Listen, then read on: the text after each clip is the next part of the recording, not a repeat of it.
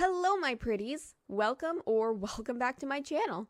Today I have a very special and somewhat personal video, as today, in honor of Pride Month, I want to tell you all my coming out story, or rather, stories, as you'll see. Of course, we need to start the story at the very beginning. I grew up in my town's neighborhood, or at the very least, the closest my town had to one. Many of my neighbors were same-sex couples. So, from a very young age, I saw same-sex couples as a perfectly normal thing. However, since this was the mid to late 2000s, being queer in any regard was still a pretty hush-hush thing. Nobody was really allowed to talk about it in public. Because of this, I was always too scared to ask my neighbors if they were gay, so I just kind of assumed, since I was a bit too young to understand the concept of roommates. Turns out that assumption was correct. Many of these people actually became important parts of my life, such as the vice principal at one of my schools being a woman in a lesbian relationship. Despite being exposed to the queer community at a young age, I never really questioned my gender. In fact, I believed I was a girl at the time, and liked a lot of the typically girly things, such as flowers, dolls, tea parties, Disney princesses, and was obsessed with the color pink. This obsession with the color pink was so strong that everything I owned had to be pink. My GBASP, my DS, my MP3 players, headphones, half of my clothes, hairbrushes, everything.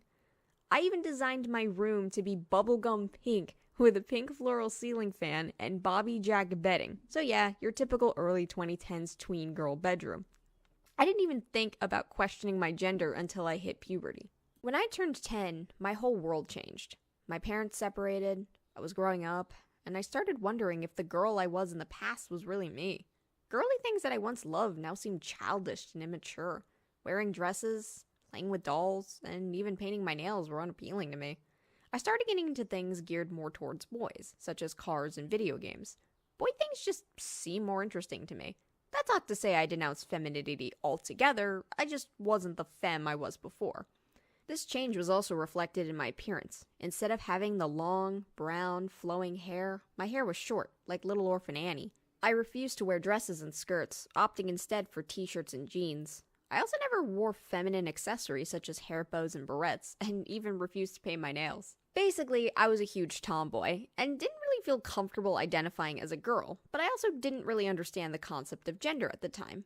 Then, if things couldn't get any more confusing, my dad and stepmom made the decision to transfer me to another school shortly after spring break. Unlike all the other schools I attended before, this one had a uniform. There were two variations of the uniform, excluding the gym version, a boys' version and a girls' version. The difference between the two were the ties, bottoms, and shoes.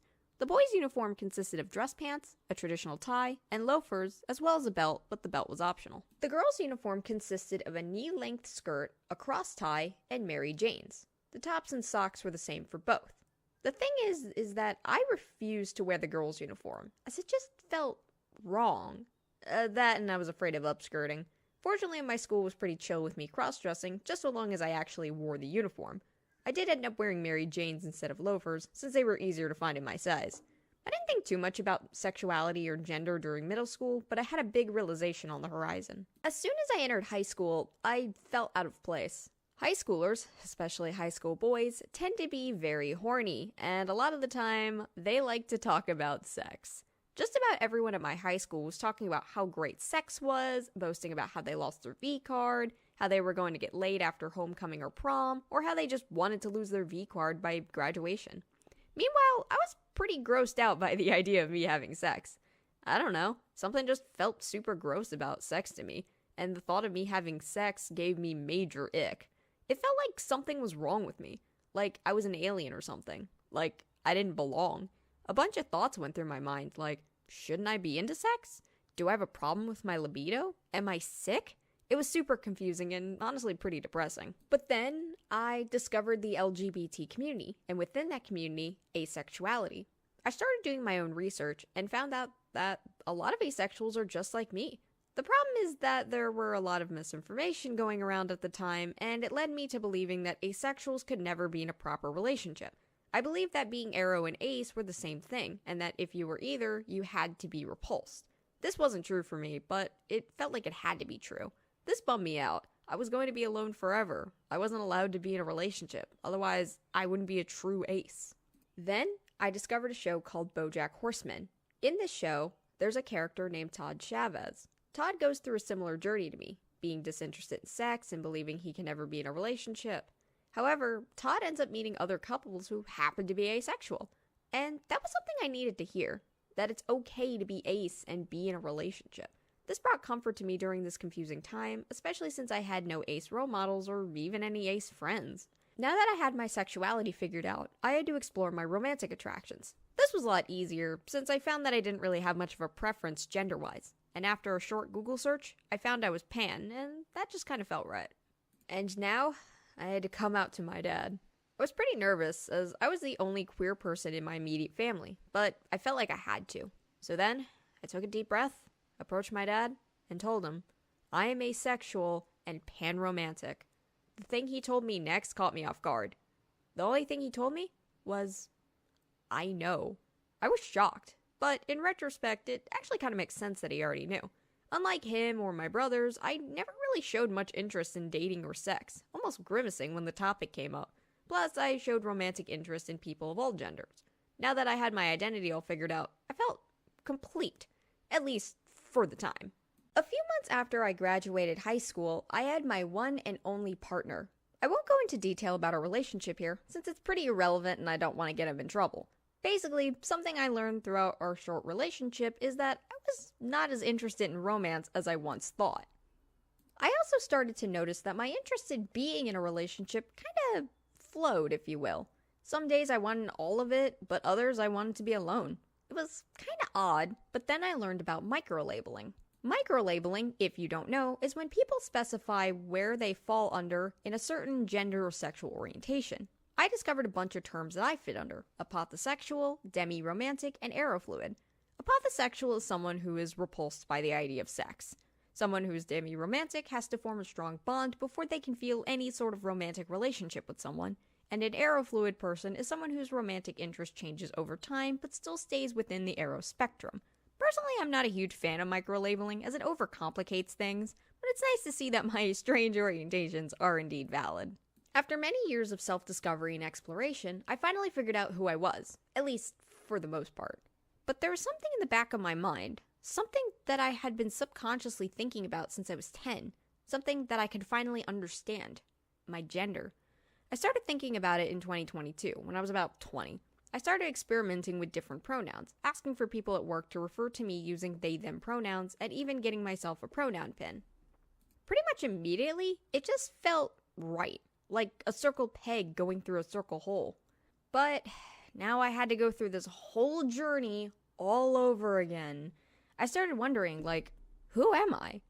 What am I? Do I fit within this community?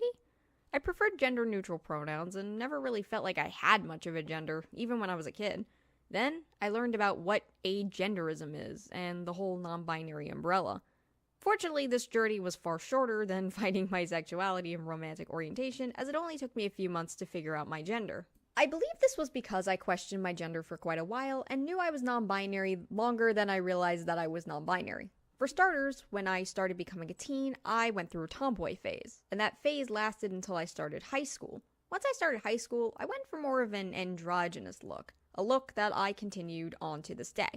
The next sign was that my self-insert character Enix Cario, who is also non-binary, has never been drawn with breasts and has always appeared androgynous rather than explicitly female.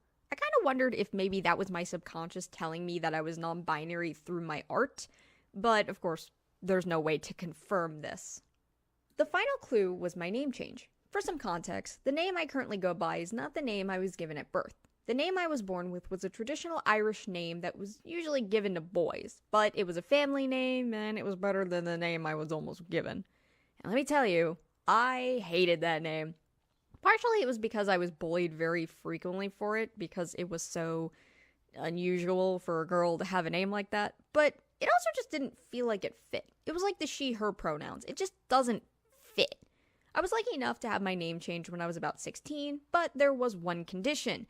I had to keep my dead name as my middle name, which honestly I was planning on doing that anyway, but I was allowed to change the spelling to make it more personal, which I ended up doing. I ended up choosing a more gender-neutral name, Cassini, named after the great astronomer and the Cassini-Huygens spacecraft, and, I love space. The name fit my new identity so much better, and it's a name that I continue to proudly use. It was funny that I found out that I was non-binary, as I used to think that non-binaryism didn't exist.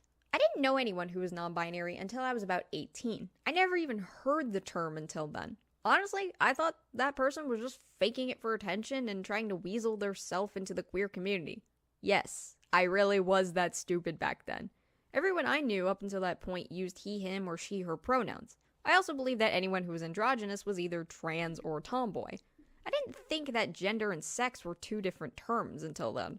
But of course, me being as ignorant as I was, I decided to do some research and discovered that yes, these people do exist, non-binary is a legitimate identity, and that some people choose to use gender-neutral pronouns. Even though I started doing some research, I still believe that every non-binary person was agender, used they-them pronouns, and dressed androgynously. It was around the time I started identifying as non-binary that I learned that this wasn't always the case, that there was a whole umbrella of non-binary identities on top of other genderqueer identities, and that these people could identify and dress however they so choose. And yes, this was only a year and a half ago, but I guess it's better late than never, huh? And there you have it, a sort of mini life story about my queer journey. If you have a queer journey that you would like to share, feel free to leave it in the comments. Be sure to leave the word journey so I know that you made it all the way through. Other than that, peace, love, and aroace, and I shall be seeing you guys in the next video.